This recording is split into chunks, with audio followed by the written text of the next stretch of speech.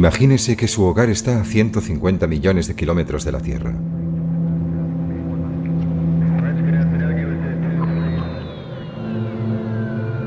Se han establecido los primeros asentamientos humanos en otros lugares del sistema solar.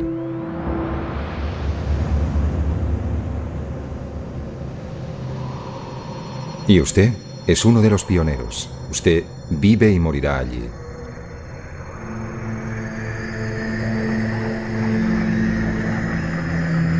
Bienvenido al futuro fuera de nuestro planeta madre.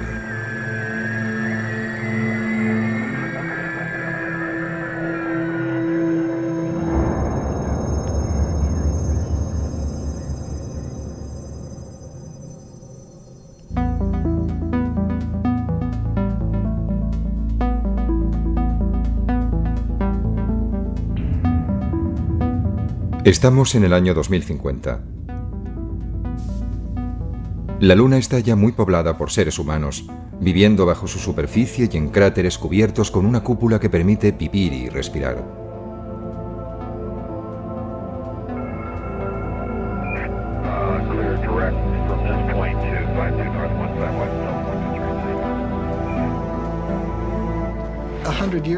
Dentro de 100 años, cuando mis nietos vayan a visitar a alguien en la Luna o vayan a vivir allí, no vivirán en estériles e inertes estructuras metálicas, al igual que a nosotros no nos gustaría hacerlo, ¿sabes? Vivirán en bonitos y bien cuidados parques con árboles de 200 metros de altura y serán capaces de volar como los pájaros.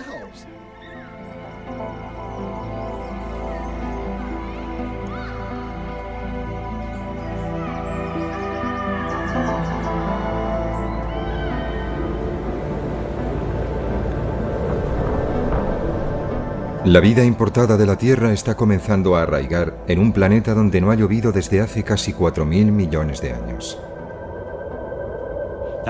Ahora imaginemos Marte.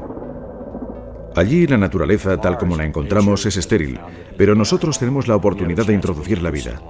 Por eso, cuando pienso cómo es Marte en la actualidad, pienso en un mundo hermoso y muy interesante que me gustaría estudiar con profundidad. Pero cuando imagino Marte con vida, encuentro que es aún más interesante y más valioso en un sentido mucho más profundo.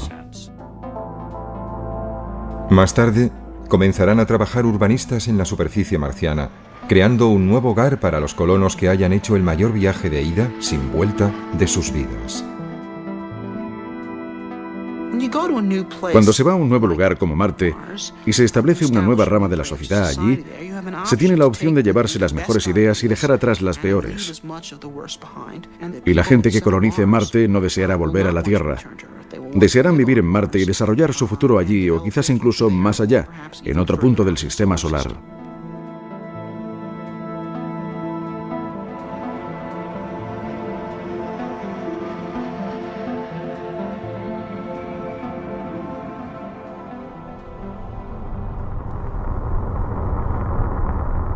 A finales del verano del año 1976, dos sondas idénticas llamadas Viking se posaron sobre Marte.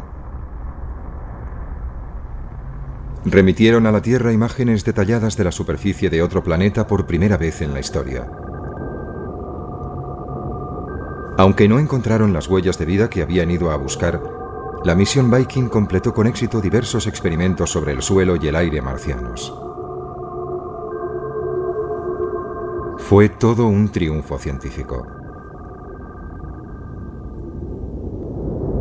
Sin embargo, Christopher McKay es un biólogo de la NASA que cree que la ciencia espacial es tan solo una manera de prepararse para algo mucho más importante. Se habla a menudo sobre la explotación del espacio como si su único objetivo fuera científico. Desde ese punto de vista, ciertamente enviar naves tripuladas no es un proyecto rentable. Podemos conseguir mejores datos científicos con robots y sondas automáticas. Pero creo que eso sería errar el tiro. ¿Para qué estamos haciendo ciencia? ¿Por qué estamos explorando científicamente el espacio? Bueno, yo creo que forma parte de una actividad humana mucho más amplia, de un proyecto humano mucho más ambicioso de tratar de anticiparse a los futuros asentamientos humanos fuera de nuestro mundo. Marte es el planeta más cercano y donde será más fácil poder dar nuestro primer paso colonizador.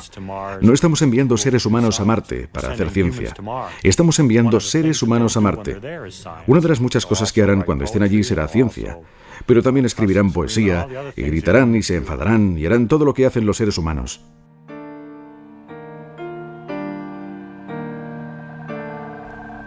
La misión Viking fue diseñada para durar tan solo 3 meses, pero sus módulos orbitales y de aterrizaje enviaron un enorme flujo de datos durante 6 años, incluyendo más de 50.000 fotografías que cubrían el 97% de la superficie de Marte.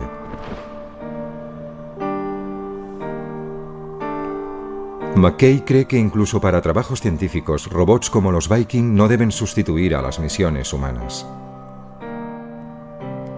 La gente habla de enviar robots para explorar otros planetas y no de la necesidad de enviar seres humanos. Pero yo encuentro eso totalmente carente de interés. Lo comparo quizá con ir a París, pero en vez realmente de ir a París uno mismo, simplemente enviamos una cámara fotográfica para que tome imágenes. Y cuando la cámara regresa, revelamos las fotos, las miramos, pensamos, bien, fue estupendo, he estado en París.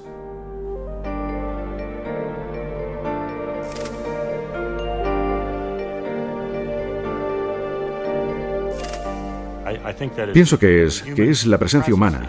La experiencia humana es parte de la motivación para ir, y los seres humanos desearán ir a estos otros mundos.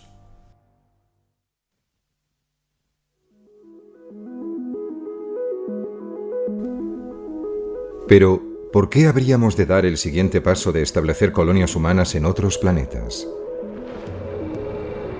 Robert Zubrin es un ingeniero espacial que ha ideado una manera de enviar a los primeros seres humanos a Marte. Pero no desea pararse allí. Para él, Marte es en el siglo XXI la nueva frontera, un lugar que aguarda ser habitado por colonos llegados desde la Tierra. La frontera en la Tierra está cerrada.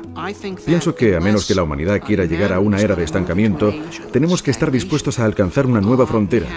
Y la nueva frontera está ahí fuera, en el espacio, y particularmente en Marte. Pero colonizar Marte es fundamentalmente un acto de creación. Lo que haremos es crear una nueva rama de la civilización humana, una nueva rama de la cultura humana. Es decir, no estamos haciendo esto por nosotros, lo estamos haciendo por ellos, lo estamos haciendo por los marcianos. ¿Es todo esto posible? Gran parte de la tecnología para llevarlo a cabo ya fue desarrollada en un corto periodo de casi 10 años, que empezó a finales de la década de los pasados años 50, con animales puestos en órbita en misiles balísticos. Este chimpancé iba a regresar sano y salvo, pero en ese momento poco o nada se sabía sobre si los seres humanos podrían sobrevivir en el espacio.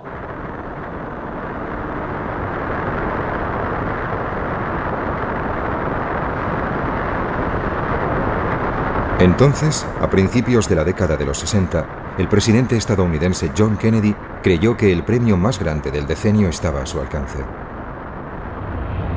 El tren con destino al espacio estaba a punto de partir. Hace muchos años, al gran explorador británico George Mallory, que murió en el monte Everest, se le preguntó por qué quería escalarlo. Él contestó, porque está allí.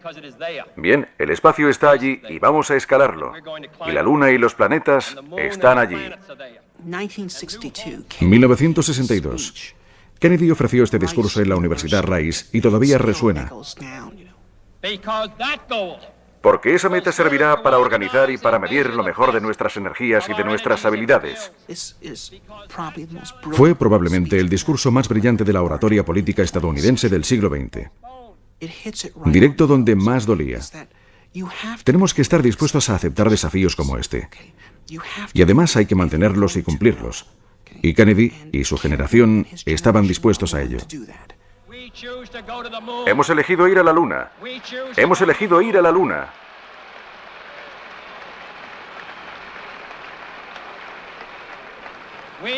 Hemos elegido ir a la Luna en esta década y hacer otras cosas.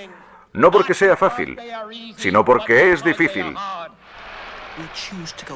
Hemos elegido ir a la Luna no porque sea fácil, sino porque es difícil. Era un acto de fe y de una gran capacidad de visión, porque no se sabía qué beneficios nos aguardaban, pero el espacio estaba allí e íbamos a escalarlo. El programa espacial fue uno de los puntos culminantes del optimismo del siglo XX, una embriagadora mezcla de tecnología punta y osadía humana que hizo que todo pareciera posible. Primero la Luna, siguiente parada, las estrellas. ¿Cuáles fueron los beneficios del programa Apolo? Ciertamente no consistió solo en conseguir unos 50 kilos de piedras lunares. El verdadero beneficio del programa fue que toda una generación se inspiró en él para incorporarse a carreras científicas por la oferta, por la posibilidad de participar y formar parte de la gran aventura espacial, de ser pioneros. Eso es un hecho. Yo fui uno de ellos. Yo tenía 9 años cuando Kennedy hizo su discurso, su llamada para enviarnos a la Luna. Yo fui uno de los niños del programa Apolo.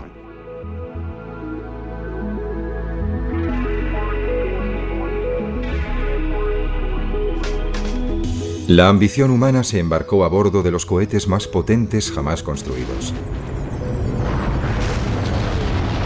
Y otros niños del Apolo hacían volar su imaginación, impulsada por un nuevo futuro en el espacio. Niños como Marshall Savage. Para mí, creo que el momento clave que permitió pensar en que el hombre podría viajar por el espacio se produjo con el primer sobrevuelo orbital alrededor de la Luna. Eso me impresionó, en cierto modo, incluso más que el aterrizaje en la Luna, porque representaba la idea de que aquellos astronautas habían sido los primeros hombres en salir al espacio exterior. Habían abandonado la Tierra. No era un simple vuelo en órbita. Estaban allí, en el espacio profundo. ¡Feliz cumpleaños, mamá!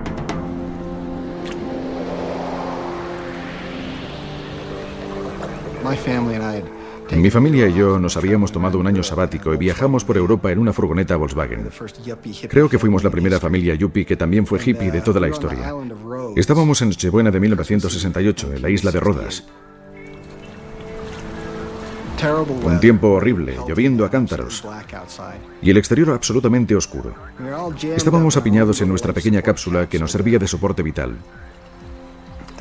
Y escuchando la radio oímos a estos individuos, estos hombres, los primeros astronautas verdaderos, y su voz parecía proceder de ultratumba, de las profundidades del espacio.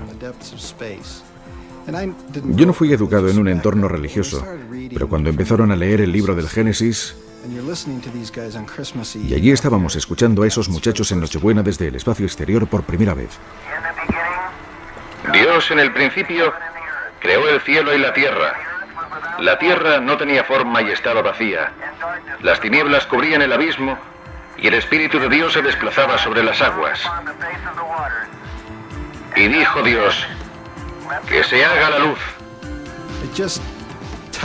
Me conmovió, y algo en mi interior me dijo que así era el futuro. Y no solamente el futuro de la humanidad, sino mi futuro personal. Estos individuos me estaban hablando a mí. Y desde el equipo del Apolo 8 cerramos con unas buenas noches, buena suerte, feliz Navidad. Y que Dios bendiga a todos vosotros, a todos los que estáis en la buena tierra.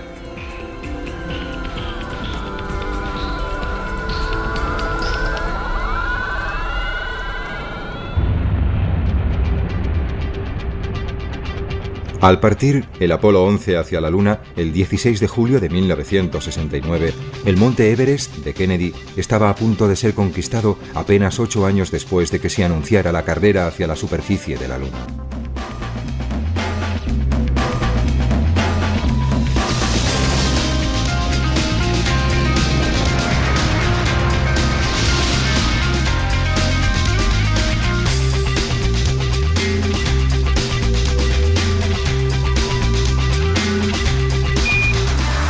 Houston, aquí la base de la tranquilidad. El Águila ha aterrizado.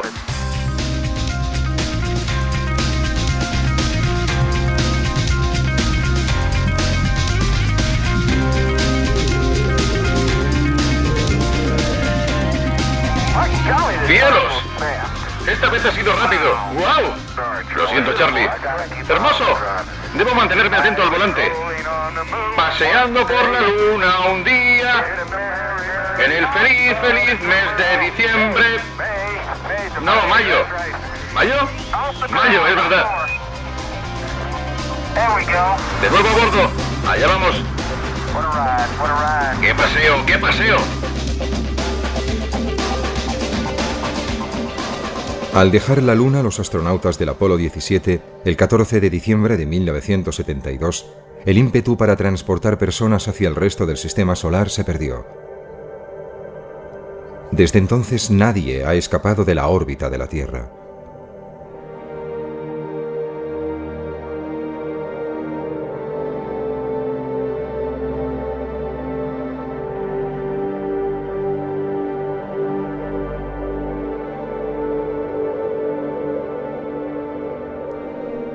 Deberíamos estar ya en Marte. Si hubiéramos continuado el programa espacial en la misma línea que el programa Apolo de finales de los 60, hubiéramos llegado a Marte en 1981. Teníamos ya la capacidad para colonizar la Luna entonces. Teníamos el 85% de la capacidad que necesitábamos para establecer personas en Marte, y entonces se quemaron las naves. Es como si Colón hubiera vuelto al Nuevo Mundo habiendo hecho el descubrimiento y Fernando e Isabel le dijeran, bueno, ¿y qué? ¡Quemad las naves!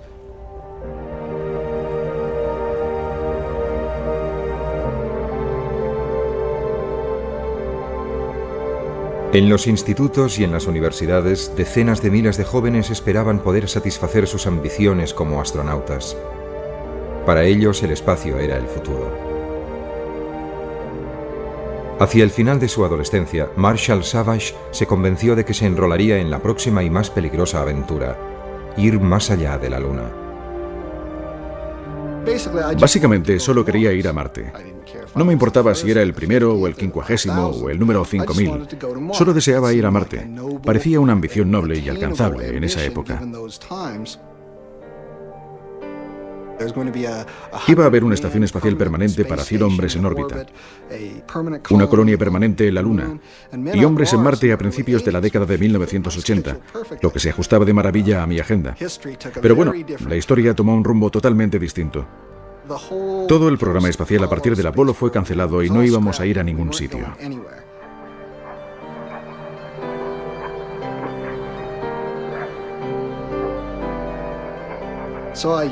Por tanto, yo no sabía a dónde ir ni cómo, por lo que acabé en una especie de pequeña universidad en Pensilvania llamada Swarthmore, desilusionado con la idea inicial y buscando algo nuevo. Pero mira por dónde, quien apareció por esa universidad para dar una conferencia en el Departamento de Astronomía fue un antiguo alumno llamado Gerard K. O'Neill. Y este empezó su presentación con diapositivas de colonias espaciales del tamaño de ciudades. Y eso, por supuesto, volvió a encender mi mecha.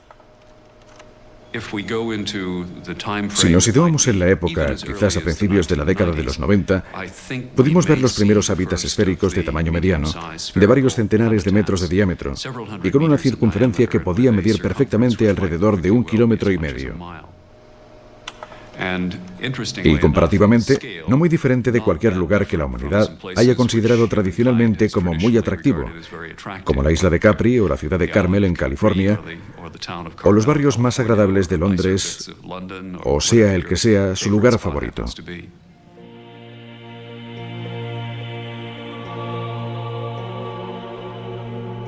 Gerard K. O'Neill fue un profesor de física brillante y respetado en la Universidad de Princeton, en New Jersey.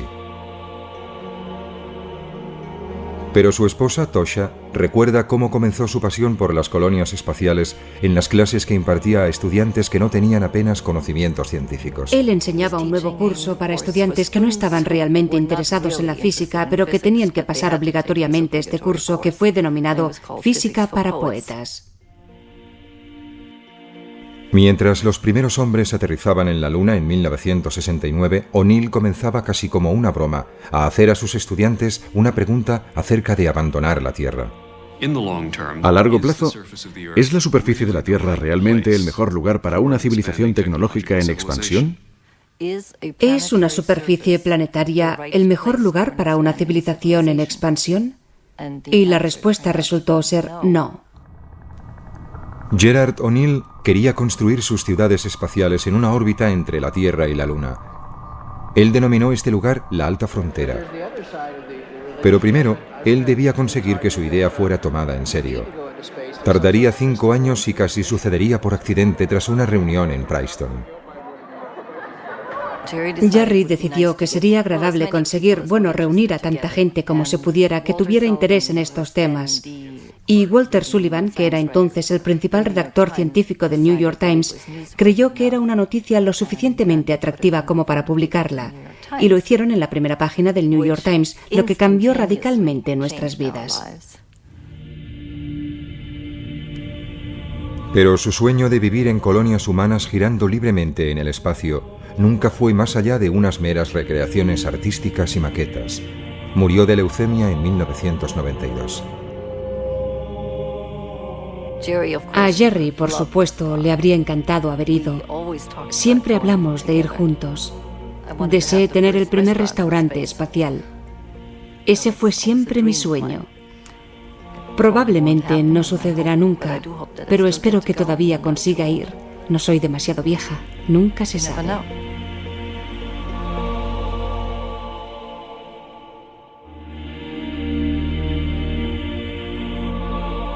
30 años después de que O'Neill propusiera por primera vez las colonias espaciales en órbita, emergió una nueva idea, la de la terraformación, o modelar los planetas hasta que puedan llegar a albergar seres humanos. Marshall Savage cree que nuestro deseo de colonizar otros mundos y de hacerlos similares al nuestro está inculcado en la psique humana. Los seres humanos están programados con una necesidad y amor profundo hacia la belleza natural y el esplendor del planeta Tierra. Sus árboles, sus flores, sus cascadas, sus pájaros, sus mariposas. Estas son las cosas que realmente nos conmueven.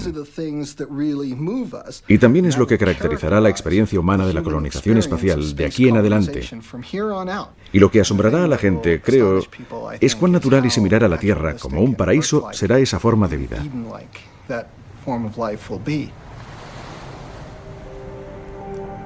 Savage cree que la Luna es capaz de sostener grandes asentamientos humanos.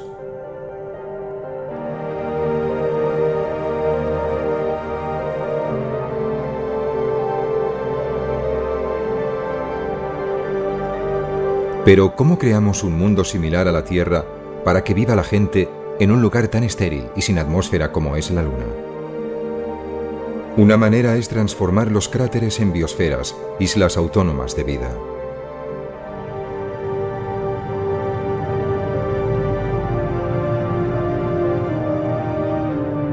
Bajo bóvedas hechas de silicio y de agua, habría oasis de vida vegetal importados de la Tierra.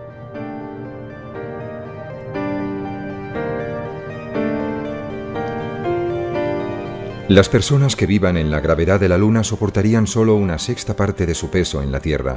Por eso, en estas bóvedas ligeramente presurizadas, un sueño ancestral podría convertirse en realidad.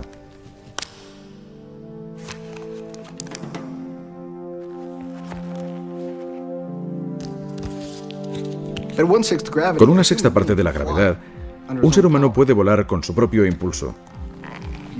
Al ponerse y ajustarse unas alas de seda, se podría despegar desde la rama de cualquiera de esos gigantescos árboles. Incluso se podrían utilizar nuestras propias alas y, aleteando nuestros propios brazos, propulsarnos realmente a través del aire como enormes pájaros.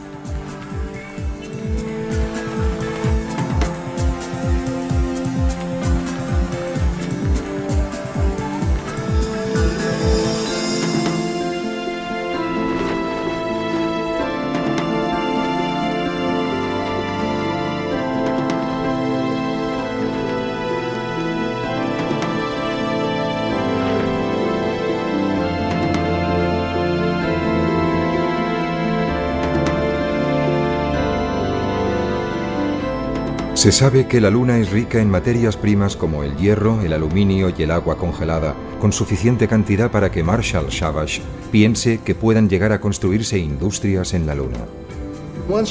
Una vez dispongamos de una pequeña base en un lugar como la Luna, el crecimiento allí puede ser muy rápido. Y durante varios siglos solo habrá trasiego de materiales, arriesgando una actividad industrial como si fuera la Chicago del futuro. Un pequeño planeta con unos grandes hombros, con gente asentando una sólida infraestructura industrial en la Luna.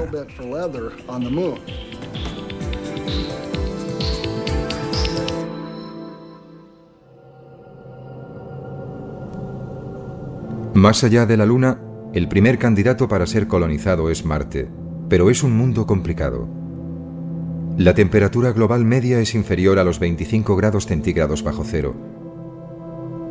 Y en los polos cubiertos de hielo puede caer hasta por debajo de 90 grados bajo cero. Pero hay pruebas de que Marte fue alguna vez un planeta húmedo y más cálido, no muy distinto de la Tierra. Las cicatrices de su superficie sugieren que alguna vez fue surcada por ríos y mares. ¿A dónde fue a parar el agua entonces? Un poco de ella se halla aprisionada en los dos casquetes polares, pero también pudiera ser que existiera atrapada bajo su superficie. Marte tiene también otros ingredientes que harían posible una terraformación, y no solo en el interior de algunas cúpulas, sino en el planeta entero. Marte tiene todos los recursos necesarios para albergar la vida en su superficie. De alguna manera, hay carbono, dióxido de carbono, agua. Ahora está congelada, pero ya idearemos cómo derretirla. Hay nitrógeno, luz solar. Todos los recursos precisos para sustentar la vida están disponibles, y quizá incluso para hacer un planeta independiente económicamente. Y el desafío siguiente es calentar el planeta y hacer que estos elementos pasen de su estado congelado actual en la superficie a la atmósfera de nuevo. Y hemos aprendido cómo hacerlo eso en la Tierra. Estamos lanzando a la atmósfera gases que provocan el efecto invernadero de manera miles de veces más efectiva que el dióxido de carbono y que crean un manto alrededor de la Tierra que la mantiene caliente. Ahora en la Tierra eso quizás no es una buena idea, pero en Marte es justo lo que necesitamos para calentar ese mundo, para derretir su hielo y para lanzar todos esos elementos de nuevo a la atmósfera.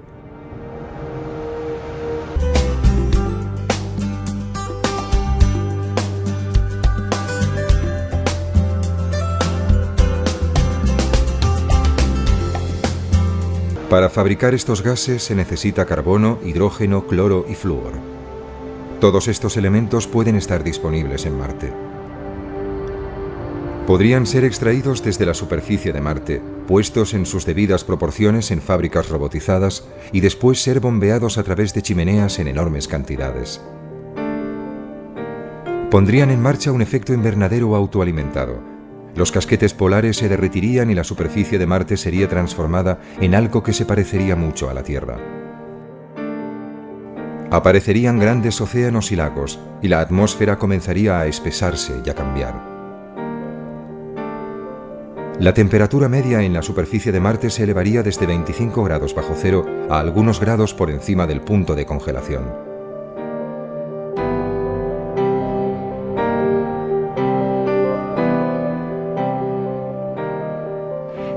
Calentándolo un poco, de modo que hubiera agua en la superficie y una atmósfera más densa.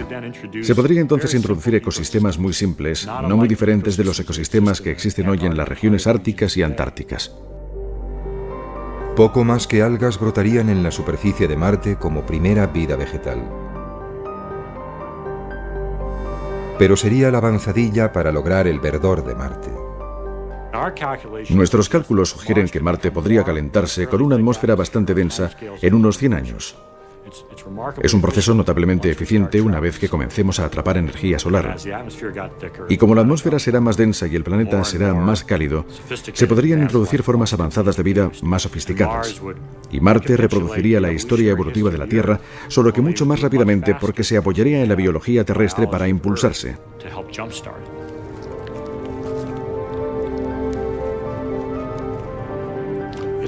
Es posible que si Marte fuese lo bastante cálido, quizá dentro de 100 años o algo así, podrían desarrollarse verdaderos bosques.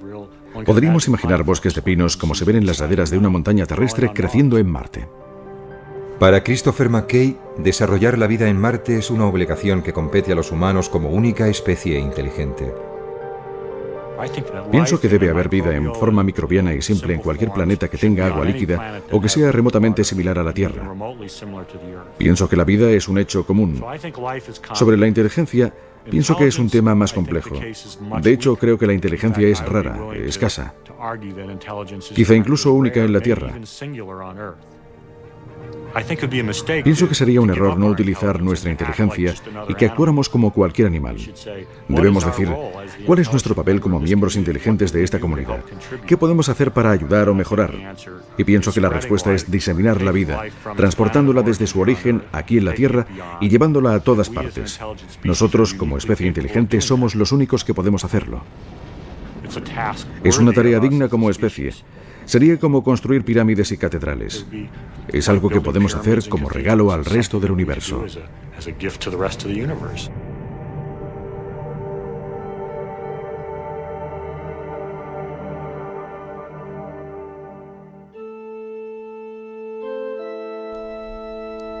Marte sería como todas las fronteras a las que los seres humanos han hecho frente, desafiante, acogedora, peligrosa. Pero ¿qué es lo que podría motivar a una gran cantidad de personas para emprender un viaje que podría durar un año, a un frío y lejano planeta? Una respuesta se puede encontrar entre las reliquias de la historia reciente de los Estados Unidos. En el siglo XIX, una idea arraigó en los Estados Unidos que vio cómo centenares de miles de hombres y mujeres embarcaban en carruajes y trenes hacia el oeste. Y no fue únicamente para buscar fortuna, sino que entendieron que podrían formar parte de algo magnífico, el establecimiento de una nación basada en principios de progreso y libertad, y toda esa gente deseó ser parte de ella.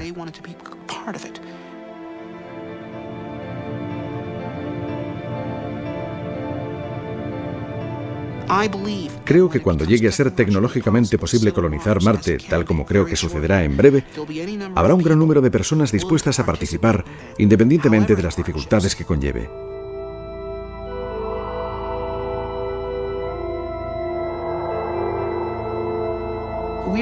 Los Estados Unidos son una nación que fue creada por gente que estaba dispuesta a abrazar el desafío de asumir nuevas fronteras.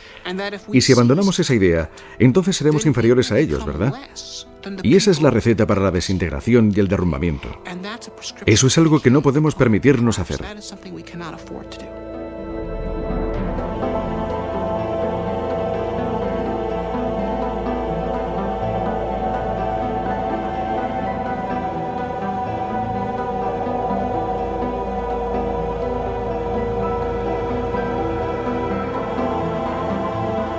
Robert Zubrin ha ideado una manera de transportar a los primeros seres humanos a Marte de forma relativamente barata, conocida como Marte Directo. Es una idea que ha sido bien acogida por la NASA. Utilizaríamos la misma técnica para explorar Marte que la que utilizaron los pioneros en la Tierra, que es viajar ligeros y vivir de la propia Tierra. Primer lanzamiento. Enviaríamos a Marte un vehículo con capacidad de regresar a la Tierra, pero sin nadie en su interior. Tras 8 meses de viaje, llegaría a Marte.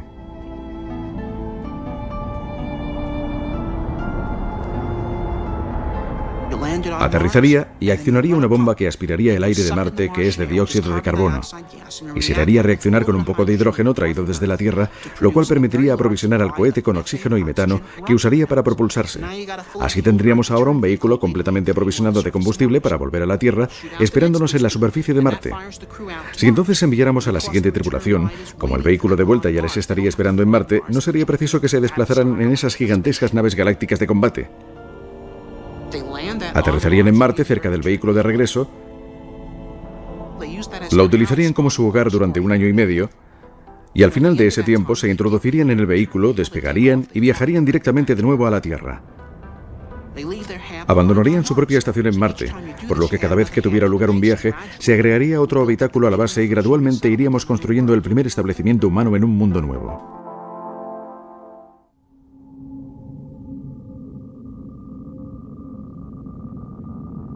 La enorme distancia a Marte impide que los suministros puedan ser transportados regularmente desde la Tierra.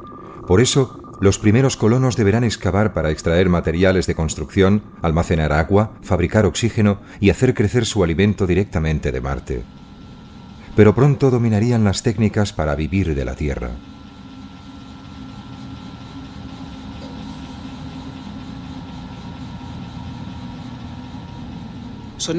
Estaremos en una situación, quizás dentro de 50 años, en la que sabremos cómo ser autosuficientes en Marte y cómo llegar allí de un modo relativamente barato. Y en ese punto creo que comenzará la inmigración a gran escala.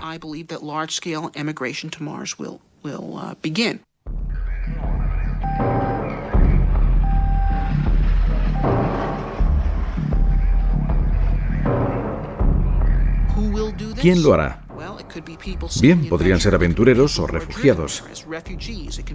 Podrían ser miembros de una secta religiosa que precisen tener un lugar donde ir para hacer su propio mundo. Una vez que llegue a ser posible ir, la gente irá. Creo que 50 años después tendremos más de 1 billón de personas viviendo en Marte. Quisiera vivir cerca del agua y con vistas a las montañas. Por ejemplo, en la orilla de la cuenca Elas, estaríamos al lado de una masa de agua similar a los grandes lagos o al Mediterráneo. Y justo al lado estaría toda una cordillera de montañas hacia el oeste.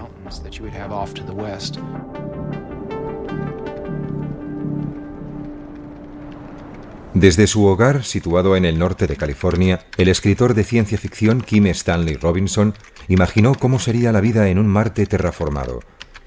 Pero la inspiración para sus novelas procede de las imágenes emitidas por la sonda Viking de unas tierras desoladas y áridas. Me interesó de Marte su aspecto salvaje. Estoy interesado en pasar tiempo en las montañas por encima del arbolado y en los desiertos del oeste americano. Por eso, cuando llegaron los primeros datos de las Viking, lo que mostraron es un Marte con un paisaje espectacular.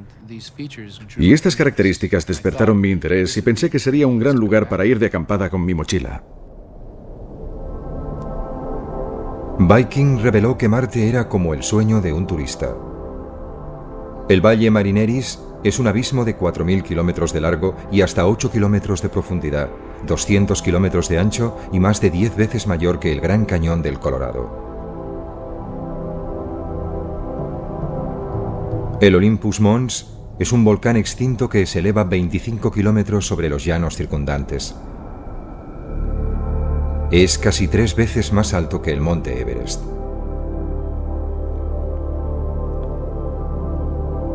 Con toda su variedad, Marte es hoy un enorme desierto vacío. ¿Debería permanecer así? Robinson prevé una batalla entre los defensores de un Marte rojo sin tocar y aquellos que prefieren un Marte verde y vivo. El conflicto rojo-verde en mis novelas tiene que ver con la idea de que habrá gente que se enamore de Marte tal como está ahora, y la idea de terraformarla le sonaría a sacrilegio. Por otra parte, sería mucho más fácil vivir en Marte si lo alteramos para darle una atmósfera y hacerla menos mortal. Tanto los verdes como los rojos, creo, existirán, y se establecerá un conflicto entre ambos. Más pronto o más tarde, Marte estará literalmente terraformada y será posible que la gente viva allí en el exterior de la misma manera que hacen en la Tierra, exceptuando que tendrán solamente un tercio de la gravedad terrestre. Pienso que los marcianos del futuro se preguntarán por qué hay gente que quiere vivir con nuestra fuerza de gravedad, tal como hacemos nosotros ahora, teniendo que esforzarse tanto para moverse, en vez de simplemente pegar un salto para subir de un piso a otro, como una gacela o un canguro. Donde quiera que los seres humanos elijan vivir, en la Luna, Marte o más allá, una cosa es cierta. Si se quedan permanentemente, su aspecto físico quedará alterado por los diferentes entornos e influencias, como la fuerza de gravedad, la cantidad de luz solar recibida o la composición atmosférica. Solo la ocupación de esa clase de entornos va a cambiar a la gente que viva allí en una especie casi enteramente nueva y distinta. Después de 1 o 2 generaciones como máximo, por ejemplo, la gente que sea nativa de la Luna podrá ser varias decenas de centímetros más alta que la gente que sea nativa de la Tierra.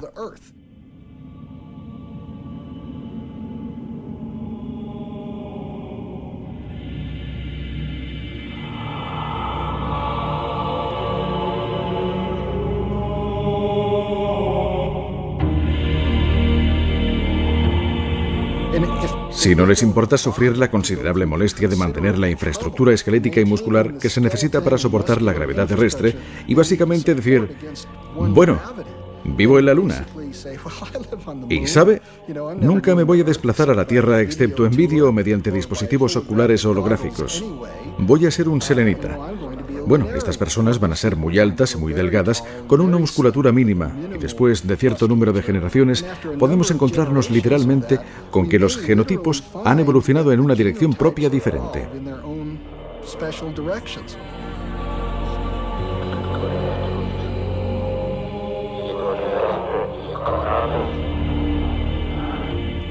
Predecir qué sucederá tras 10 o 20 generaciones está más allá de la ciencia. Tendríamos que tener una gran imaginación incluso para elucubrar el aspecto de los colonos más remotos y aislados. En última instancia, a donde vamos con todo esto es al verdadero universo de Star Trek.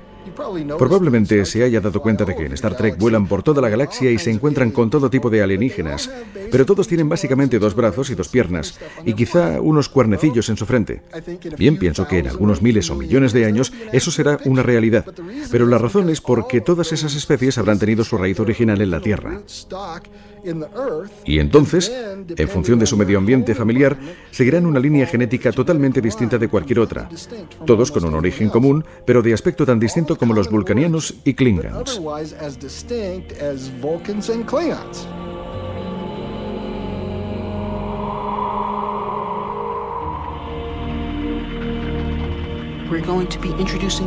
Vamos a introducir variaciones en la especie humana.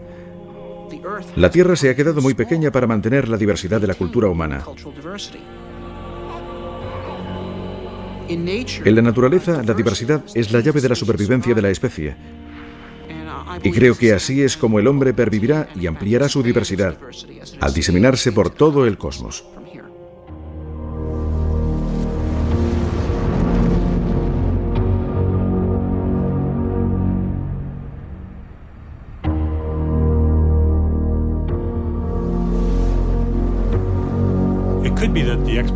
Pudiera ser que la exploración del espacio fuese inevitable.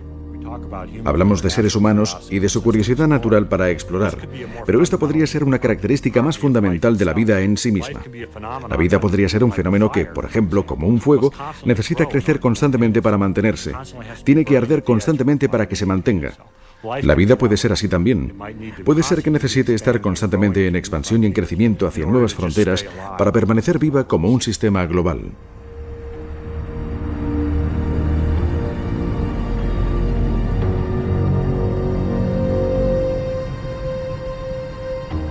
¿En qué estamos pensando los humanos? ¿Cuál es nuestro gran reto? ¿De qué van nuestras historias épicas, nuestras religiones? Todo. Todo gira en torno a la búsqueda de la inmortalidad. La inmortalidad a través de dioses o deidades, o la inmortalidad a través de actos de importancia inmortal. Tanto da que se trate de la colonización del oeste americano o la de Marte. Y esto es más importante que el pan. Esto es por lo que luchará la gente. Esto es por lo que morirá la gente. Y esto es lo que nos enviará al espacio.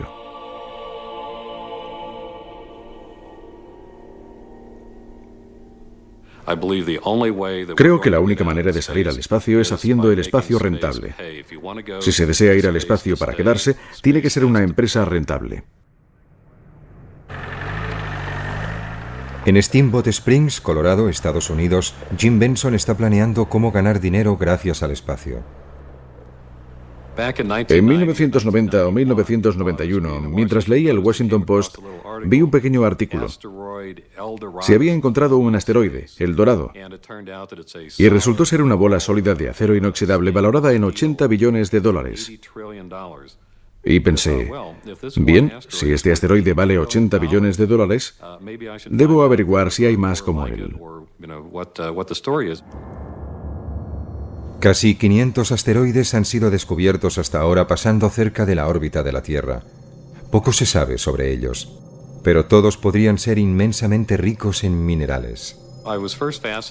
Los asteroides metálicos me fascinaron porque tienen concentraciones muy altas de oro y de todos los metales del grupo del platino. Pero es extremadamente difícil extraer el metal de ellos. Llegaríamos a una montaña de acero inoxidable y resultaría casi imposible hacerla pedazos o excavarla. Pero Benson se dio cuenta de que algunos asteroides contenían algo incluso más valioso que los metales preciosos, el hielo, que podría convertirse en agua e hidrógeno que sirvieran de combustible para cohetes en el espacio exterior. Sin el elevadísimo coste de transportar el combustible desde la Tierra, la colonización del espacio sería una empresa más realista.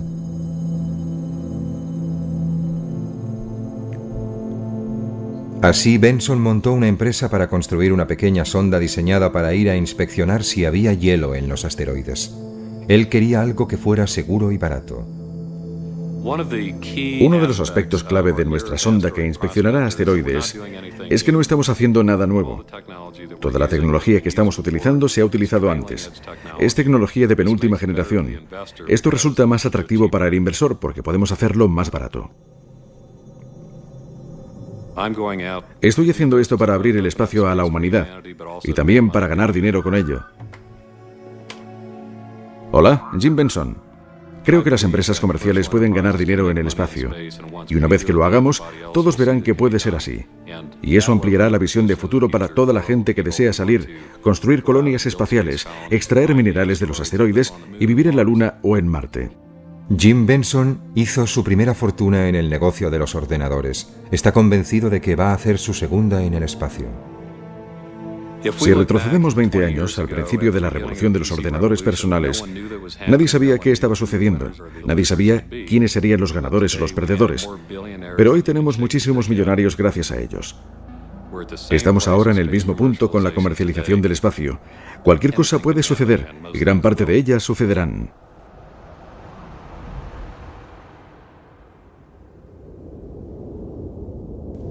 ¿Hay límites a la distancia hasta donde se puede llegar para colonizar el espacio?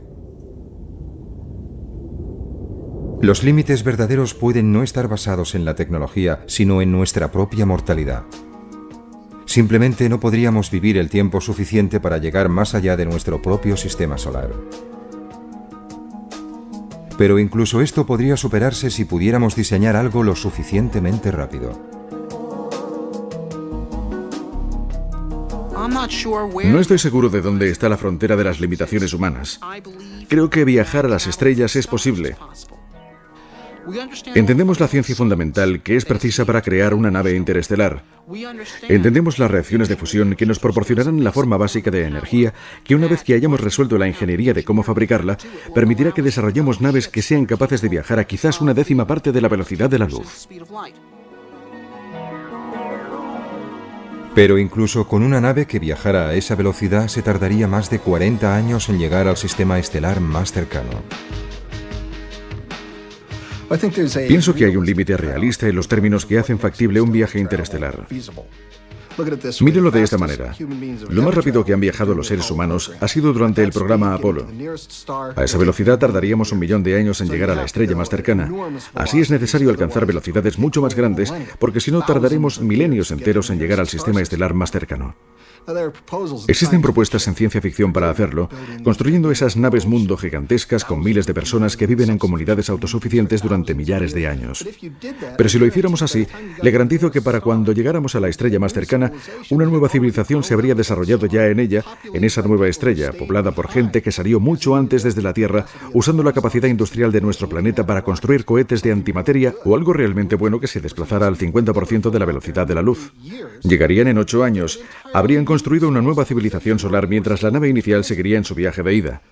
Así, en el momento en que llegaran y salieran de la nave mundo, aparecerían como anticuadísimos seres como Rip Van Winkle, solo útiles para ser entrevistados en programas de televisión matinal.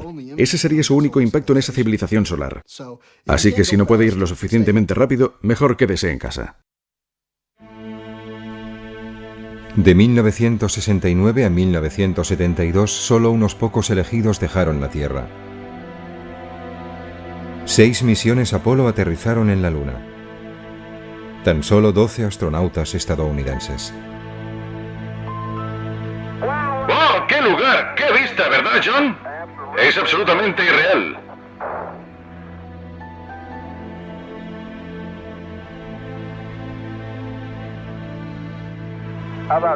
¿Qué tal si la hacemos rodar? De ninguna manera. Si hacemos eso al oeste de Texas, aparece una serpiente de cascabel. Los recuerdos de un triunfo del siglo XX todavía obsesionan a aquellos que esperaban y conservaban la esperanza de llegar más allá. Es como si todo sucediera ayer, pero estas imágenes tienen un cuarto de siglo de edad.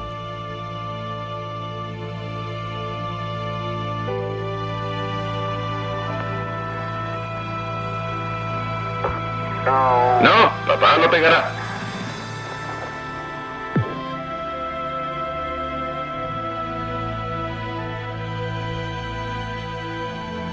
¿Emprenderá de nuevo la humanidad este camino? ¿Y esta vez lo continuará? Las estrellas están a nuestro alcance. Si no nos rendimos ahora, y si decidimos ser una civilización que viaje por el espacio,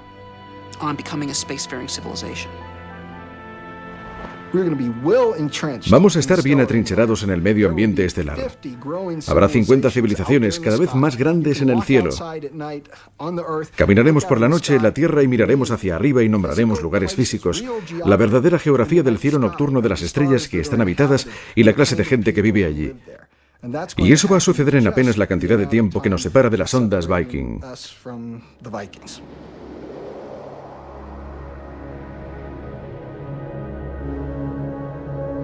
Más de 2 décadas después de que llegaran a Marte, las sondas Viking fueron silenciadas para siempre por gigantescas tormentas de polvo. Si no tiene lugar la colonización humana del espacio, las sondas Viking se convertirán en solitarios monumentos conmemorativos de un sueño fracasado.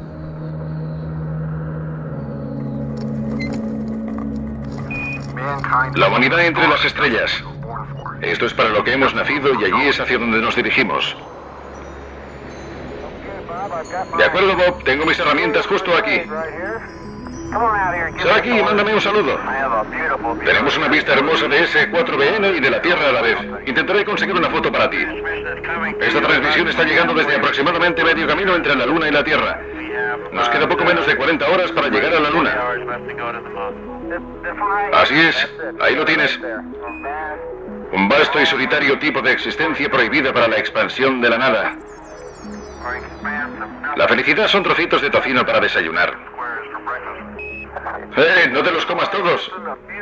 Houston, la belleza de este lugar es absolutamente increíble. Te comento, no puedo ver el fondo de esto y estoy tan cerca del borde como me es posible. Y esa es la verdad. ¡Naranja! Sí que lo es. Puedo verlo desde aquí, es naranja. Nos han dicho que hay un Papá Noel.